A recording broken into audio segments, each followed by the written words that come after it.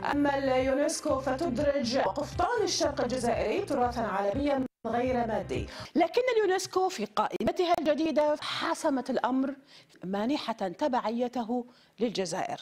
أما هنا مصري يضع رأيه فيما جرى. هذا المصري يبارك، يقول: مصر مبروك عليكم تسجيل القفطان، وأخيرا ظهر الحق. ألف مبروك. ألف مبروك يا ولدي، ألف مبروك، راية المجد يا ولدي اليوم هنوك. عيد الجزائر يا ولدي، عيد المشاير يا ولدي، عيد الجزائر يا ولدي، عيد المشاير يا ولدي، الجزائر يا ولدي، عيد المشاير يا ولدي، عيد الجزائر يا ولدي، عيد المشاير يا ولدي. يا طير يا طاير خذ البشاير للنصر واجري على الجزائر. يا طير يا طاير خذ البشاير للنصر واجري على الجزائر، واحمل تحية لكل